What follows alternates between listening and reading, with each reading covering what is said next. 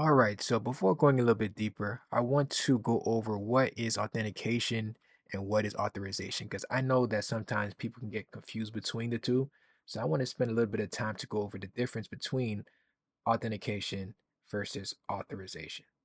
Well, authentication is the process of verifying who someone is, whereas authorization is the process of verifying what specific thing that individual can do, what specific application, files, and data a user has access to.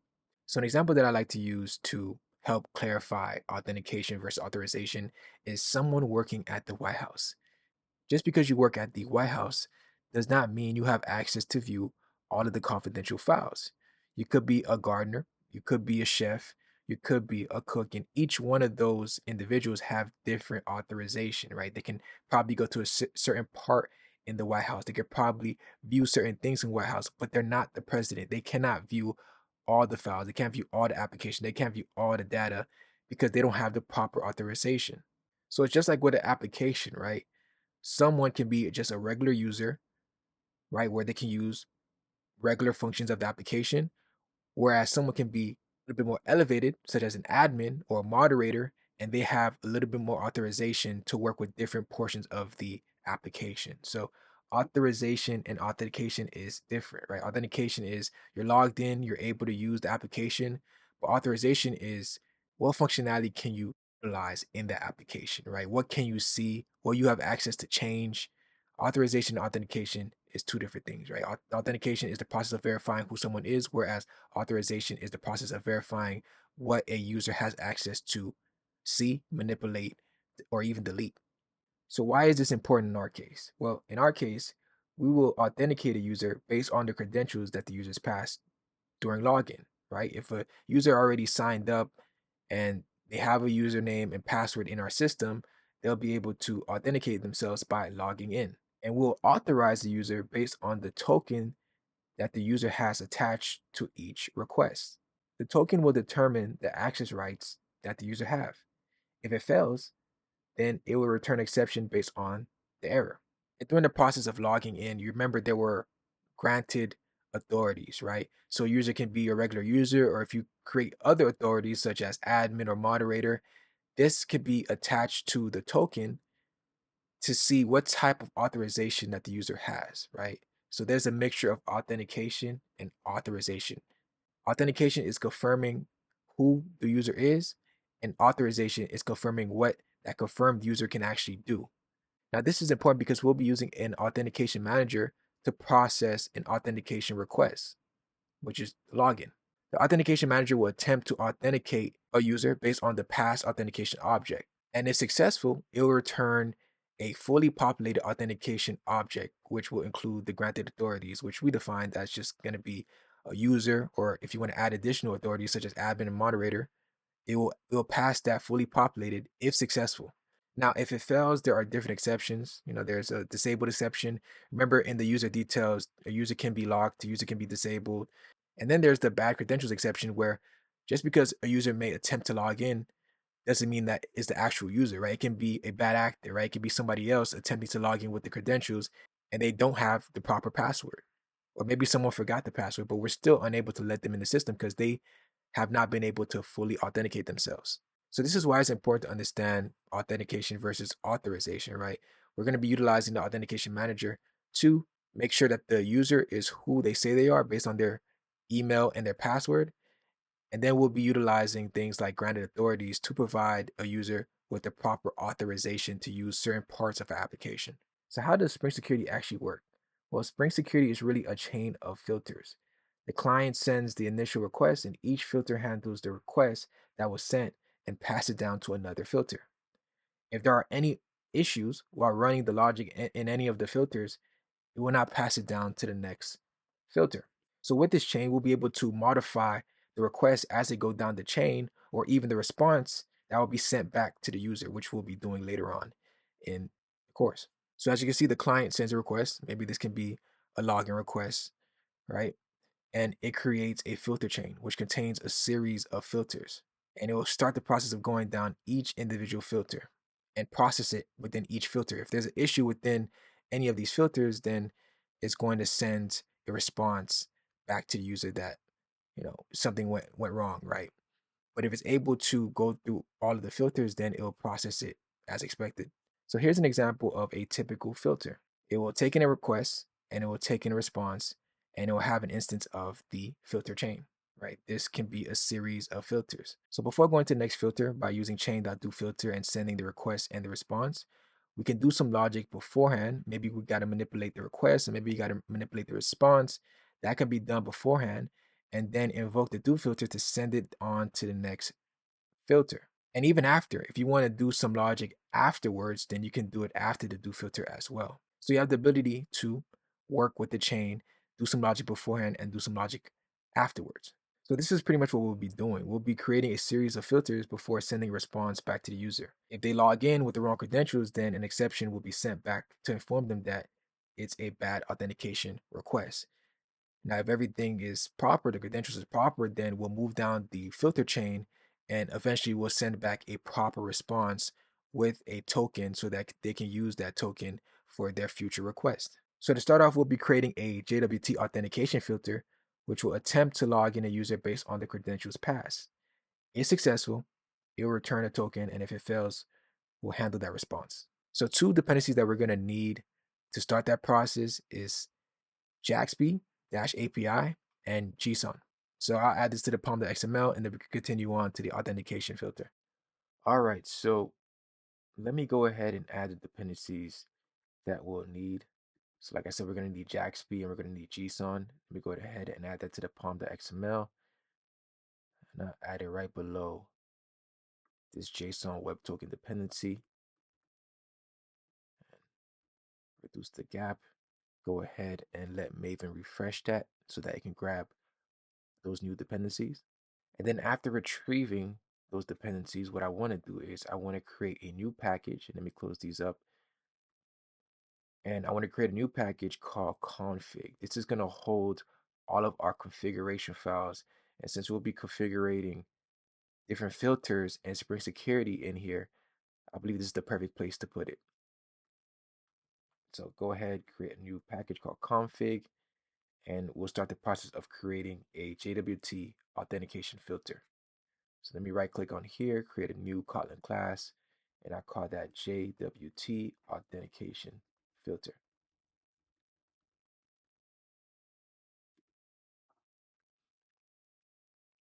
All right, so in the JWT authentication filter, I'm going to need to inject two dependencies using dependency injection through the constructor. And that is going to be the JWT utility and the authentication manager. So to do that, all I got to do is provide those values in the constructor. So I'm going to do private file JWT token util, and it's going to be of type JWT utility, right? And this is possible because we did add a at component annotation on JWT utility. So Spring knows to create an instance of this JWT utility when the application starts up, and we'll be able to inject it wherever we need to use it. And the second thing I'm going to need is an auth manager. So we can do auth manager, and that's going to be of type authentication manager. So we injected the JWT utility and the authentication manager. We'll use the JWT utility to generate a token on a successful login, and we'll use the auth manager to attempt to authenticate a user. It will then pass an authenticate object and will handle the outcome of the attempted login. So it can be a successful login or it can be an unsuccessful login. Now, one more thing we're going to need is to inherit from the user name password authentication filter.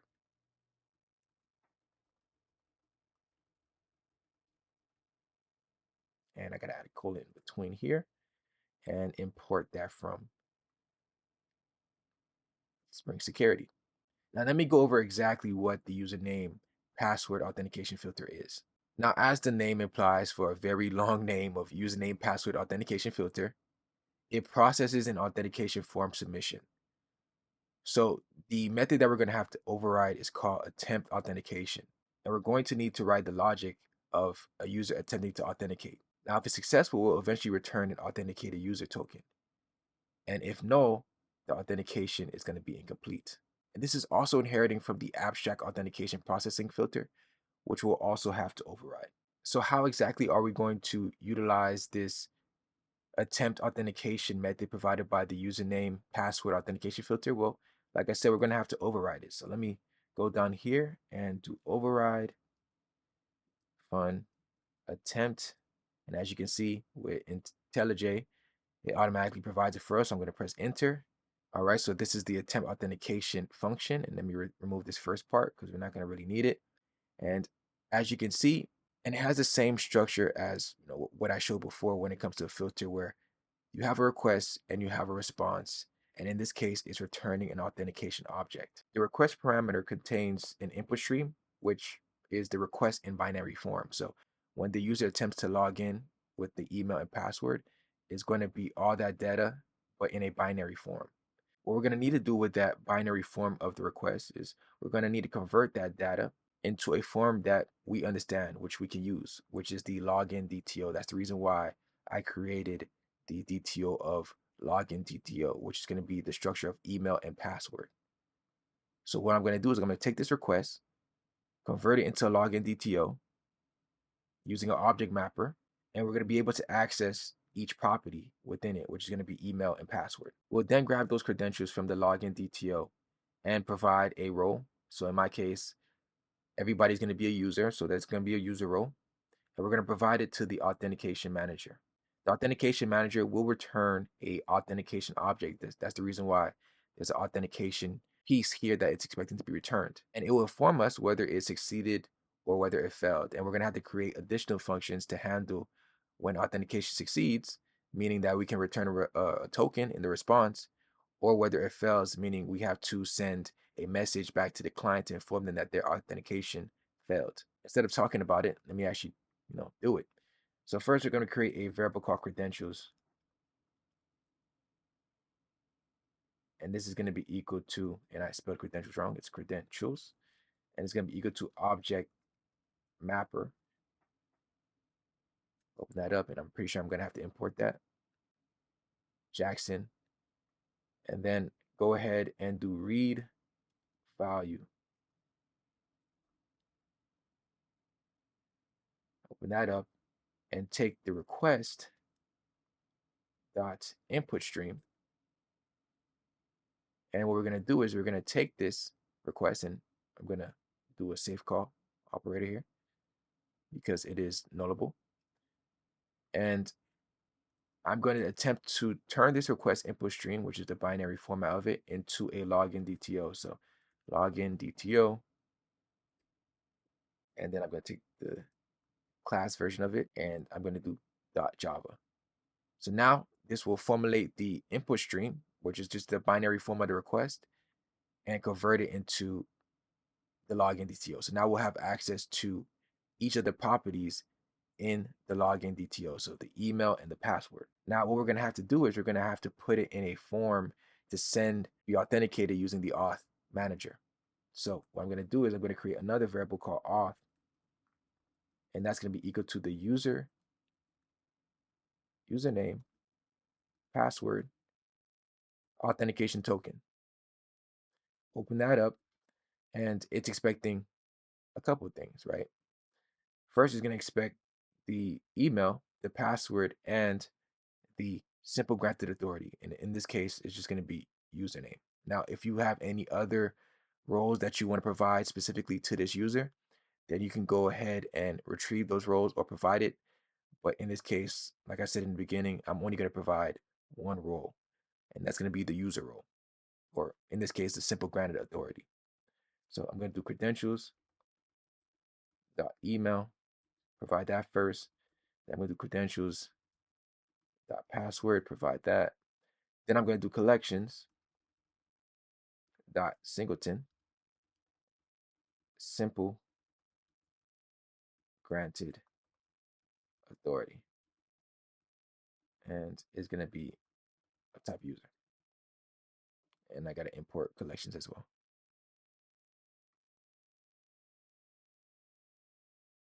Then return auth manager dot authenticate and provide that user password authentication token instance. And with that, it's going to attempt to authenticate and it's going to return an authentication object based on whether it succeeded or whether it failed. And like I said here, if you want to provide a list of different roles or different simple granted authority, you can. But in this case, I'm just providing just one, so I use collections.singleton. So now let me go over one more filter that we're going to need to understand, which is the abstract authentication processing filter. So the abstract authentication processing filter will intercept a request and attempt to perform authentication from that request if the request matches the set required authentication request matcher. So there are two methods that we'll utilize when using the abstract authentication processing filter, which is the successful authentication method and the unsuccessful authentication method. So as the name implies, when a successful authentication occurs, we're going to provide the logic here in the successful authentication method, which is providing a token and creating that response um, with the token inside. Then there's the second method, which is the unsuccessful authentication, which clears the security context holder and stores the exception in the session. Meaning, if it's unsuccessful, we're going to inform the user, we're going to clear out the security context holder and let the user know that it was an unsuccessful attempt to authenticate.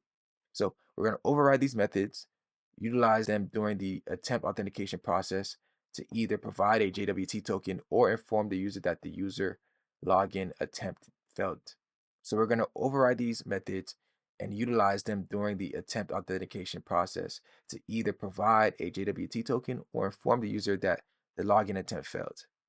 And also we saw that the authentication object was returned by the attempt authentication method. And that authentication object is actually returned from the auth manager authenticate method. And this authentication object represents the token for an authentication request or for an authenticated principal once the request has been processed. And useful methods within the authentication object is get credentials, get details, and get principals. The get credentials method proves that the principal is correct. The get details method stores additional information about the authentication request. And the get principal method, which is a method that we're going to utilize, is the identity of the principal being authenticated, which is the user. So let's go back into IntelliJ and create the successful authentication method and the unsuccessful authentication method. Now, before starting the process of creating those methods, I actually want to create one more data class, which is called the token response, right? This is going to be the structure of how the response will look like when it comes to providing a token. So I'm going to right click on models and I'm going to create a new package called response. And this is going to hold, as the name implies, responses, right? And the new response that I want to create is going to be a data class, right? It's going to be called token response. And it's going to be pretty simple, right? It's just going to be holding a var of type token. And I know that the token is going to be of type string. So whenever we have a token that we want to provide as a response, we place that within this data class and we're good to go. And also just for some clarity, you do have the ability to add more fields if you want to. Like I know that sometimes people may add a refresh token that they can add here or even expiration time. That can be added as an additional field as well, but I'm going to keep it simple and just provide a token and that's all.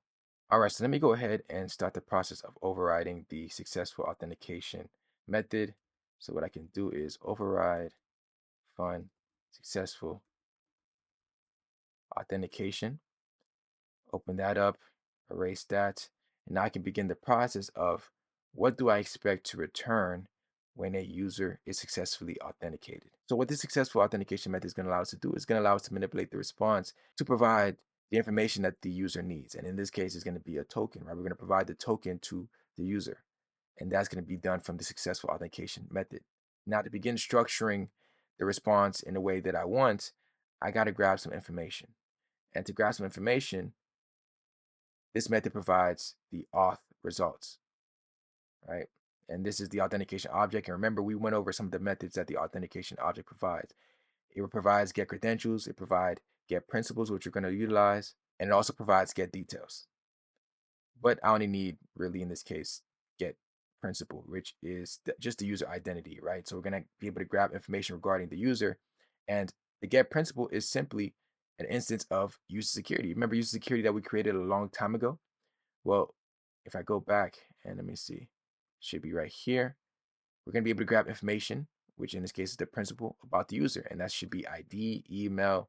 If we want to grab the password, we can do that. The authorities, um, I can do that. So what I'm going to do is let me go back to the filter. And the first thing I want to grab is the user ID. And what I'm going to do is going to set that equal to, open up some parentheses, do auth result dot principal as user security. And what I can do is I can do dot ID. And let me just do a save call here. And we're good to go. Then also, same thing with email, right? I can do val email. And then let me just grab this top part. And email is going to be equal to the principal dot email. Now with the user ID and with the email, we now have the parameters that we'll need to generate a token. Because remember, this is the successful route. So if everything goes as expected, we're going to need to provide a token. And we injected the JWT utility to be able to generate a token from this class. So what I'm going to do here is actually create a token. So I'm going to do a variable of token of type string. And I'm going to do JWT token util.generate token. And I'm going to provide the user ID and the email. So now this has the generated token, and we're going to need to provide that token to the token response. So what I'm going to do is val token response. It's going to be of type token response and equal to token response. And set it equal to token. Now, granted, I don't need this, right? Because it's going to be inferred as I set it equal to token response, but I'm just so used to providing the type that I just do it automatically, and it's actually token response. I just do it automatically to happen at this point. Or you can just let it infer it, that's fine, but I just do it just based on habit. Now, we're going to need to actually structure the response back to the client. And that's the reason why I added the JSON dependency, because I wanted to create a JSON, right? We have a token response, but I need to convert that token response into a JSON because we have access to the response, right? Remember, this is a chain. So we have an instance of the request, we have an instance of the response, we have an instance of the chain, and we also have an instance of the result, which we just utilized, the auth result. But using this response piece, we're going to be able to manipulate the response and send it down the chain. And in this case of the successful authentication, I want to be able to add the token to the response.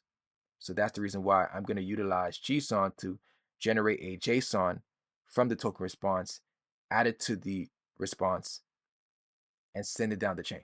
So to do that, I'm going to do val JSON, and this is going to be holding the JSON version of our token response. And to do that, I can do JSON, open that up, and import it. And I'm going to do to JSON and provide it the token response. Next, I'm going to set up some of the metadata for the response. So things like content type.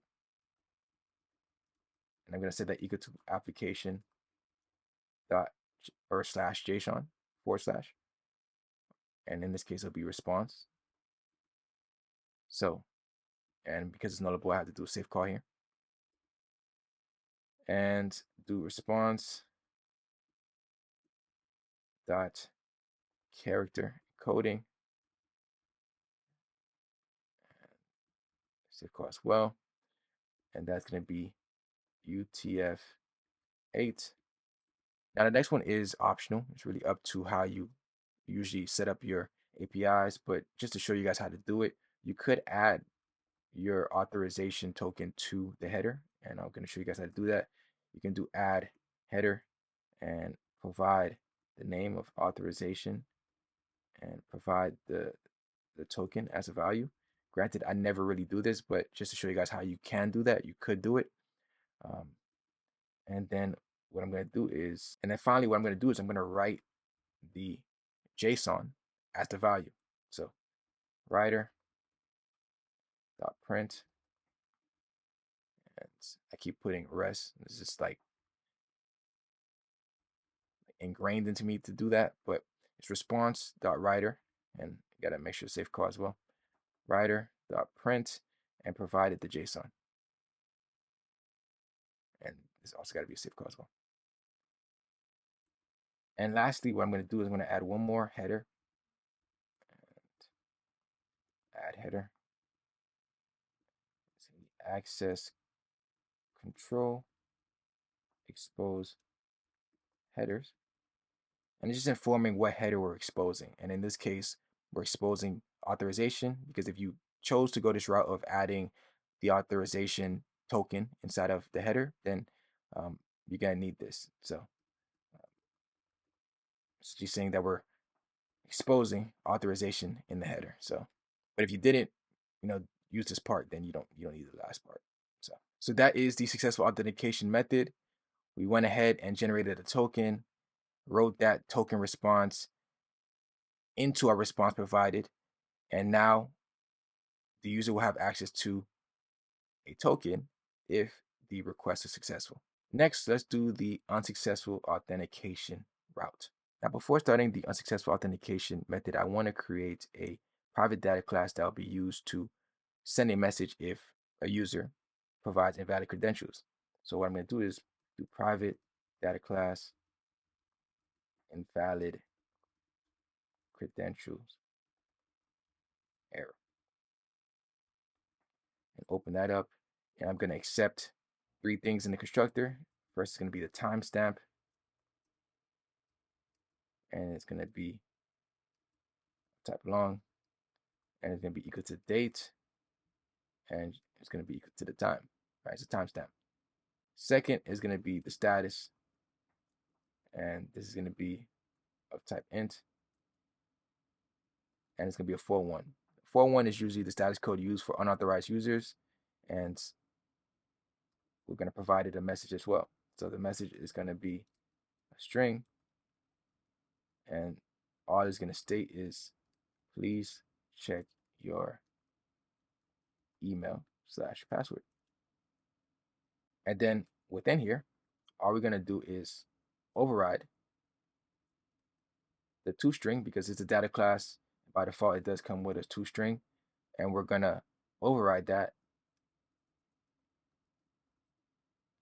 with an instance of this object, right? So it's going to include the timestamp, the status, and the message. So we're going to turn an instance of this class as a string, which includes the status code, the timestamp, and the message. So object mapper dot write value as string, and then we're going to return an instance of this. So now under here, I'm going to begin the process of overriding the unsuccessful authentication, right? And then I can erase this. And what I'm going to do is going to provide a error, right? So when a user is unsuccessful during authentication, we got to provide an error. And luckily, we created this data class to easily create a error format for us. So I'm going to have a variable that holds that, and it's going to be equal to invalid credential error, instance of that, and the response dot, and this is nullable, so response safety call of it status is going to be equal to error dot status.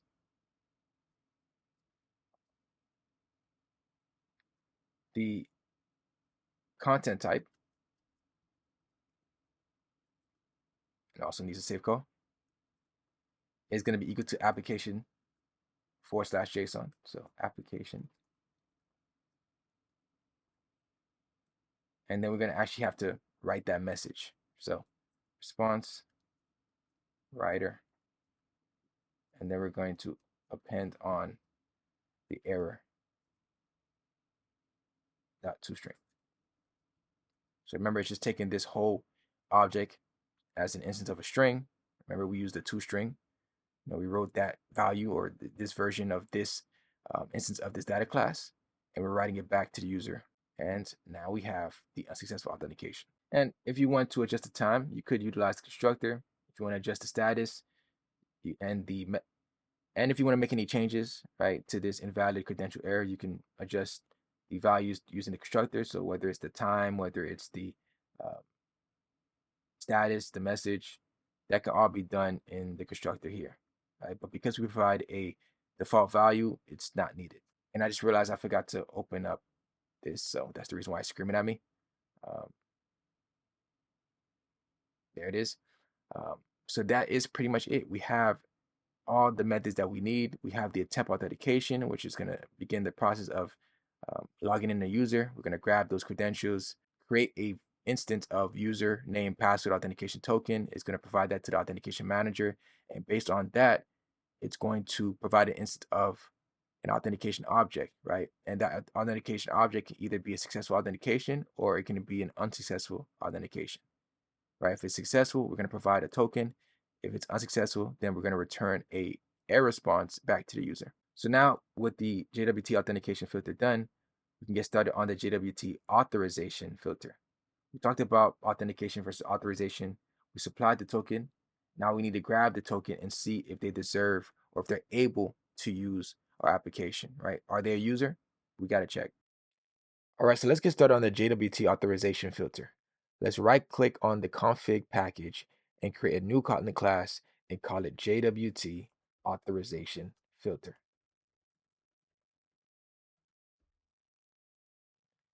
This filter is going to be responsible for processing any request that has an HTTP request header of authorization with an authentication schema.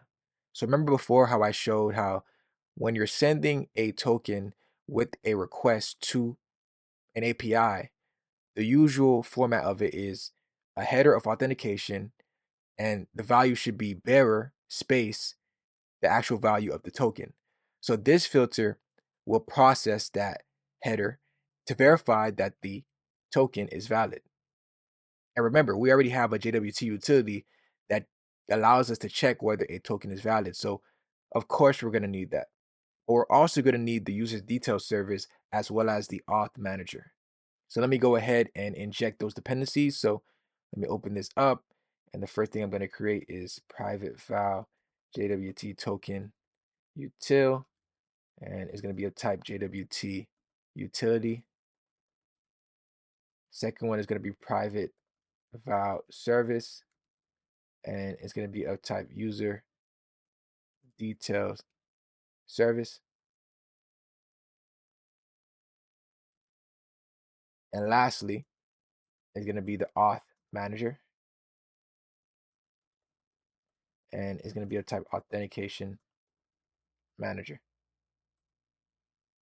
Now, like I said, this filter will check the validity of the token pass with each request. And to help with that, I'm going to need the basic authentication filter. And it's expecting a constructor value of auth manager. So that's the reason why we injected that as a dependency, because we're going to have to pass it into the basic authentication filter. Now, the basic authentication filter processes an HTTP request basic authorization headers, putting the result into a security context holder. Now, the security context holder is where Spring Security stores the details of who is authenticated. So it will take the user we just validated and store the details of that user. And we'll also be using the method that the basic authentication filter provides, which is the do filter internal. And this is going to help us intercept the request and check whether the authorization header includes a token in the proper format. So let's go back into IntelliJ and start that. Now, before starting on the do filter internal, I want to create a helper function. And this helper function is going to help provide checks to see if a token is valid and extract the contents from the token. So what I'm going to do is I'm going to create a private function, and I'm going to call it get authentication. And what it expects is it expects you to pass a token, which is going to be a string. And what I'm going to return is a username password authentication token, right? And this is going to be nullable because if the token is not valid, then I expect it to be no. It's going to return null. Because remember, we created and let me go back to the utility uh, class. Now remember, in this JWT utility class, we created an is token valid. And this is expecting us to provide a token. And if it's valid, then it's going to return true. If it's not valid, then it's going to return false. Now, if it's not valid, then we're going to return null for the token check. And we're not going to provide an instance of the user password authentication token. So that is the reason why we're making it nullable. So I'm going to go here and check if and do JWT token util is token valid and provided the token. And before this, I'm going to provide a not, right? So if it is true, if this is true, then it's going to skip this because it's going to turn true into false. If it's not valid, then I'm going to go ahead and return no. If this is false, meaning that this token is not valid, it's going to return true and it's going to actually return null. So good to go on that. Now what I'm going to do is proceed as if the token is valid. And what I'm going to do is grab the email from the token, load the user by their username, which is the email, and return an instance of that user through the username password authentication token. So let me do that really quick.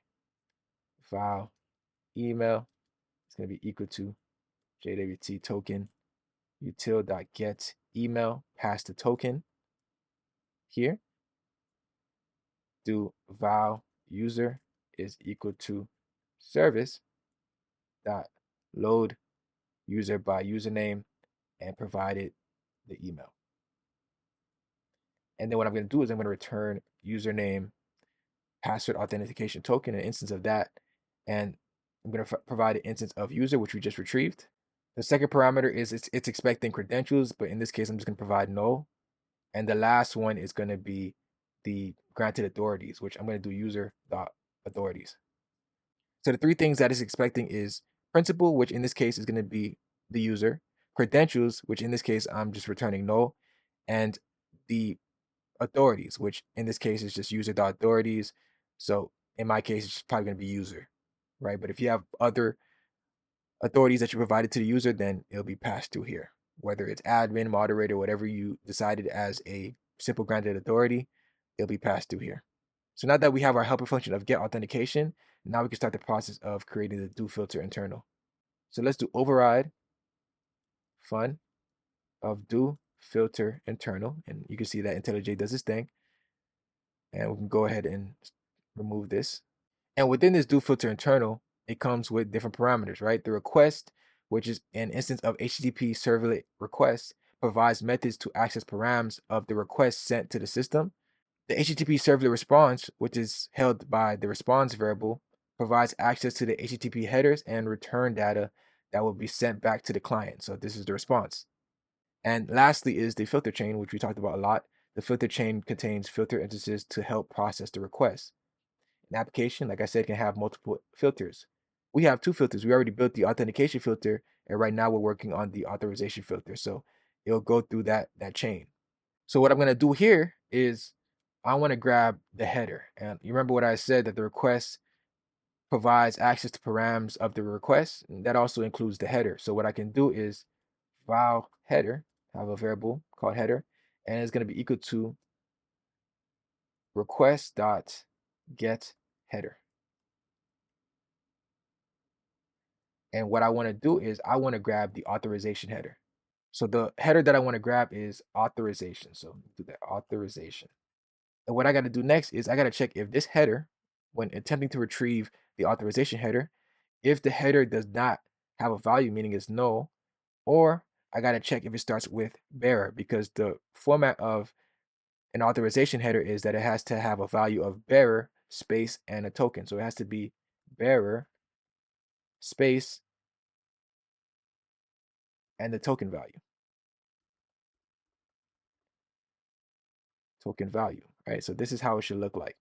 If it doesn't have bearer or doesn't start with bearer, then this is wrong, right? This is going to have to be rejected because of the fact that it is not in the format that we want it to be in. So if it's no, or if it's not in the proper format, then we can continue on. This is not a proper request. So let me do that really quick.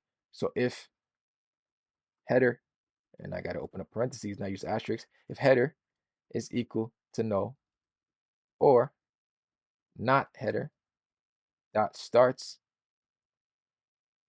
with, and you can do bare.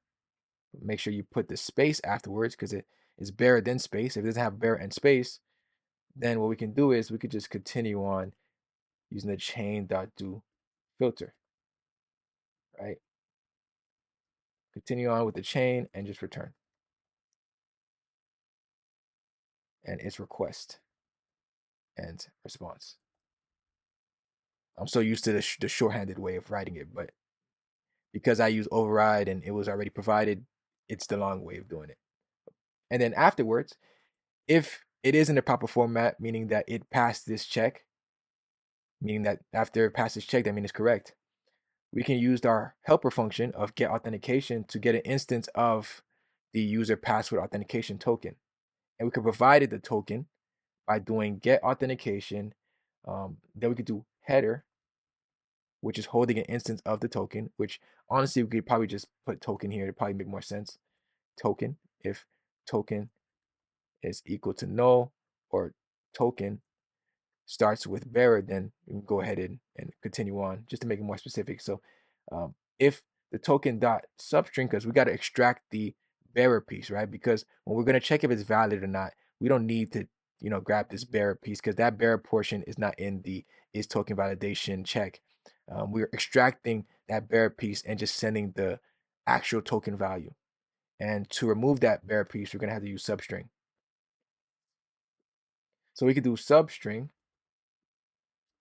and remove the first 7 characters. So if you count it, Bearer and a space, that's 7. And then afterwards, what we can do is use, also, we're going to use a safe call because, if we do this substring of, 7 characters, meaning we start the index after 7 characters, there may be a chance that it might be empty, right? There may not be a value. So we're going to use a safe call operator. And if it's not null, we're going to also run this extra piece of code of security context holder dot get context dot authenticate, and it's going to be equal to it. It's meaning the instance that was returned by get authentication, right? So remember that if the authentication is proper, if this token is proper, then it's going to go ahead and return an instance of user name password authentication token. And then that'll be saved into the security context holder, which holds information regarding the specific user that's making the request. Now, if it is an invalid token, meaning maybe we took this substring and we provided a token that's either empty or it's invalid token, it's going to return null. And it's not going to also run this extra piece of code, right? This only runs this code if it has a populated value. That's why the safe call also is important, because if it's an empty value or if it's null, then it's going to skip this piece right here, right? Because this value is going to be now equal to null, right? And it's not going to run this. So if it doesn't run this, then we still got to continue on with the chain. So we got to do chain, do filter, request, response, right? So there's multiple depths when it comes to this check, right? It first check if the token is actually even there in the header, and if it starts with bear. If it doesn't, just continue on with the chain, right? We're not going to save anything to the security context holder. There's nothing about the user that we even care about because it's not even a valid token. But if it is a valid token and we're able to get the token value and validate that is true, that is actually a valid token, and we're able to extract the email from the token, load the information about the user, and actually get a user password authentication token, right? We can save that value to the security context holder. But if for some reason the token is invalid, then we'll just continue on with the chain, right? And because of the fact that we have only 2 filters, it's really going to be done at that point. We're not going to allow the user to use our application because there's nothing about the user that we have. There's no information about the user that we have. So because that's what this JWT authorization filter does, right? It's checking if the user is authorized to use our application. Is the JWT token valid? If it's valid, then you're authorized to use our application. If not, then we're gonna have to reject you. You're not a valid user. You don't have a valid JWT token. So it wasn't as long as the JWT authentication filter, but this is still a pretty powerful filter. And this is the JWT authorization filter. We're going to go ahead and actually configure the application to use both of these filters so that we can make sure that when a user is signed up and they log in, they're authenticated. And when the user passes a JWT token, they're authorized to use our application. So the authentication filter will be utilized and the authorization filter will be utilized. All right, so now that we have the filters that we need, which is the authentication filter and the authorization filter, we actually have to configure Spring Boot to use these filters. So let's go ahead and create a file called security config, and we'll be able to configure the application to utilize these filters. So let me right click into config, new Kotlin class, and I'm going to call it security config. Press enter. And now in this class, guess what? I'm going to need an annotation. And the annotation is going to be called configuration. Now, the configuration annotation is a class level annotation that indicates that this object is going to be a source of bean definition. Remember, I talked about service, I talked about repository, I talked about all these annotations that will help us do dependency injection. Well, the term for that is actually a bean, right? A bean is going to be created by Spring Boot that will allow Spring Boot to be able to create instances of it for us to use for dependency injection. So in this case, this security configuration is going to have some bean definitions that's going to allow us to inject those beans for us to use. One example of a bean definition that we're going to have is the bcrypt password encoder, which we're going to utilize to encrypt our passwords when we save a user, right? Because you don't want to save a user's password as plain text. You want to encrypt that password into an encrypted string. And we're going to have that definition in the security configuration, and it's going to allow us to inject that into different parts of our application, specifically in our case, the user service, because we're going to need that when we're creating the user. So that's just an example of a definition that we're going to have in this file. And this at configuration is just informing Spring Boot that this will be a class that has bean definitions. Now import that. And now the next thing I want to do is I want to make this an open class, right? Meaning this can be used to create subclasses. And in this configuration, I also want to inject some dependencies. So the first one is going to be the JWT utility.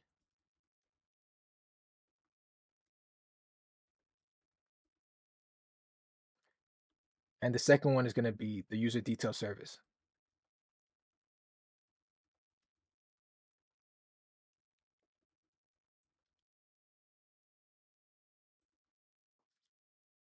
So throughout the process of creating these filters, we've been utilizing the authentication manager. But in this security configuration, we're going to actually create an instance of the auth manager. So to do that, let me go ahead and open this up. I'm going to do private function, call this auth manager, and open that up. And as a parameter, it's going to take an instance of HTTP security. So HTTP, and then open up, and it's going to be a type HTTP security. And it's going to return an instance of an authentication manager.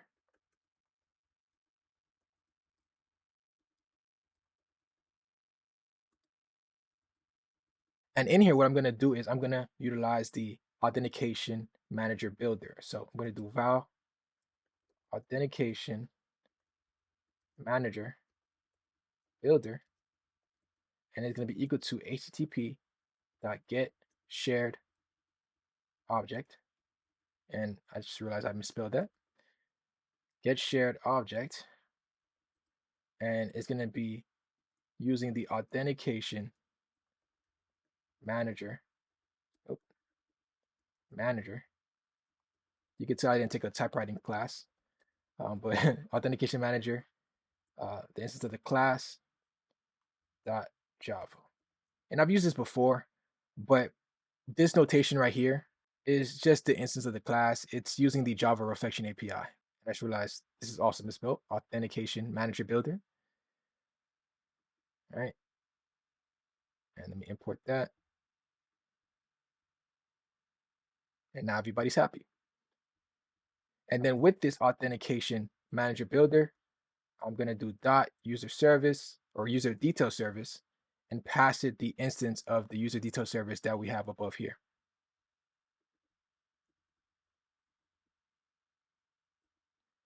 And then now I can go ahead and return that instance of the authentication manager by doing authentication manager builder dot build. So now we have an instance of the authentication manager.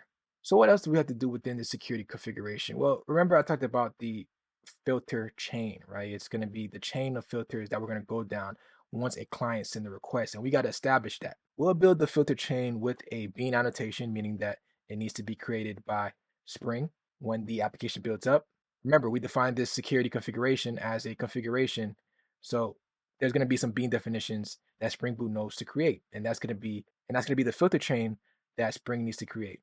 And what I'm going to do is I'm going to pass it an instance of HTTP security, and it will return an instance of a security filter chain, right? That's going to be used to create the filter chain. We will utilize the auth manager and we'll pass the HTTP security param, which we just saw, and we'll use the HTTP method to start adding properties for the security of our application, right? So different properties like, obviously the filters. What type of session management is this application going to take? Is it stateless? Is it stateful? Is CSRF going to be disabled? Is it going to be enabled? Which paths are going to be authorized and which is going to be unauthorized? So these are things that we can configure using HTTP security. And like I just said, we're going to add on the filters that we just created. So we're going to add on the authentication filter. We're going to add on the authorization filter. And that's going to establish that chain. So instead of talking, let me go ahead and get started. So I'm going to do @bean, meaning, this is going to need to be created when the application starts up. I'm going to do open fun filter chain, right? This is going to be the filter chain. And like I said, it's going to take in an instance of HTTP security as the parameter. And what it's going to do is going to return a security filter chain. Open that up. And what I'm going to do is I'm going to create an instance of the authentication manager, right? And that's the reason why we're passing the HTTP security here, because what it's going to do is it's going to build that authentication manager for us. So I can do authentication, and if I can spell properly, authentication manager, and it's going to be equal to auth manager, right, which is the helper function we just created, and passing in that instance of HTTP, which will then return an instance of authentication manager back to us. And now we can establish the chain with HTTP. So we can do HTTP dot, and the first thing that I want to establish is the authentication manager, and it's going to take in an instance of authentication manager. And the second thing I want to do is I want to start adding the filters, right? Because remember, we created those filters. So I'm going to do add filter, open that up, and I'm going to provide an instance of the JWT authentication filter. And the two things that it's expecting, which we already injected into this class, is first the JWT utility. So I'm going to pass that in as the first parameter in that constructor. And also I'm going to pass in the instance of authentication manager.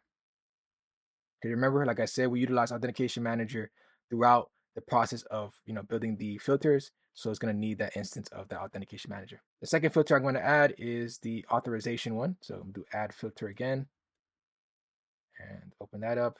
And I'm going to return an JWT authorization filter. Same concept, right? But in this case, it is going to need an instance of the user detail service. So it's going to be JWT utility user detail service and the authentication manager. The next thing I'm going to add, and also just to clarify, if you have any additional filters, this is where you can add it. But in this case, we only created 2 filters. But if you have any other filters that you want to add, just go ahead and do add filter and do the same logic. Now, the next thing I want to add to this chain is session management. So let me do session management. And for session management, it will define, what type of session management are we going to use. In our case, we're going to use stateless, meaning that every HTTP request is completely isolated from each other. the client must provide information to fulfill each request. And in our case, that's going to be the JWT token. And with this token, it will provide the information that we need regarding the user to either store, retrieve, update, and delete data.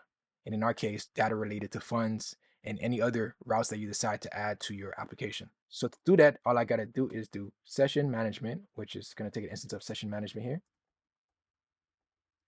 and do little arrow, this lambda, session management dot, and I'm going to do session creation policy. And the session creation policy is going to be stateless.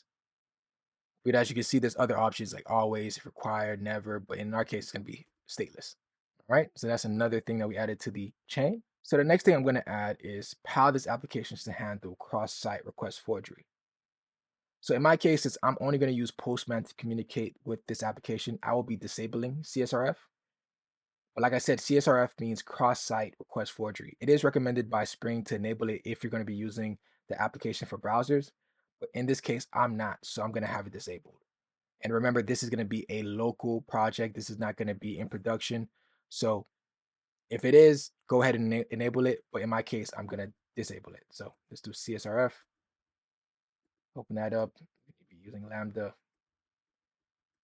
And in my case, it's going to be doing CSRF dot disable. Now, lastly, there are certain routes that you may want to allow any user to use without a token. In our case, when a user needs to sign up, they do not need a token yet. So I want to inform Springboot of that route so that they're allowed to use it regardless of having a token in the header or not. And to do that, what I got to do is use an additional method within this chain of authorize HTTP request.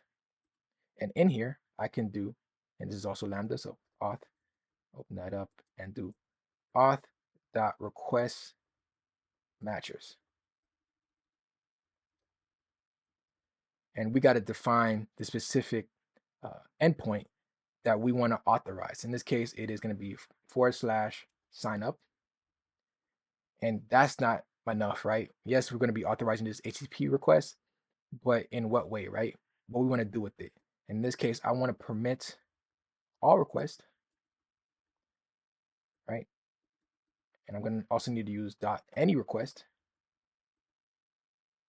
as using another dot authenticated, right? And you can see, if I go back, you can see there are other options, right? You can see that there is anonymous, there's deny all, there's fully authenticated, has authority.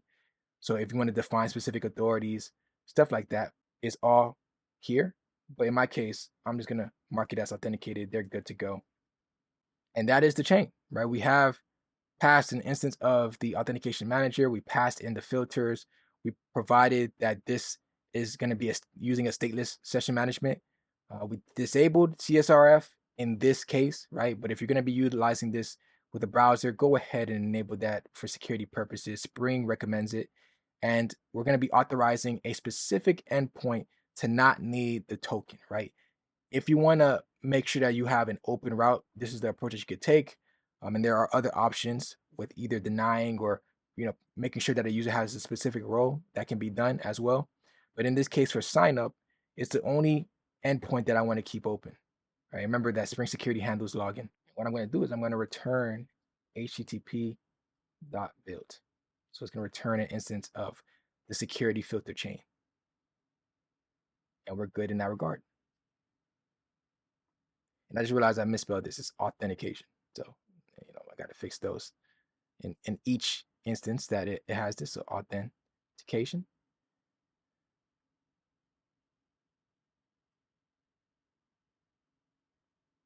And now set. Lastly, I have to build a bean definition for the bcrypt password encoder, which will be used to encode the user's password when they sign up. Like I said, do not store a user's password in plain text. You want to make a hacker's life much harder. Also, sometimes it's not just hackers, it's just negligence. So if for some reason there's a data breach, having plain text password just makes it that much easier to exploit. So encoding the password is important. And now we have to create an instance of a password encoder so that we can use it when we sign a user up. So to do that, we're going to need another annotation of @bean. And what we're going to do is we're going to make this open and define the function as the bcrypt password encoder. And here is going to return an instance of the bcrypt password encoder.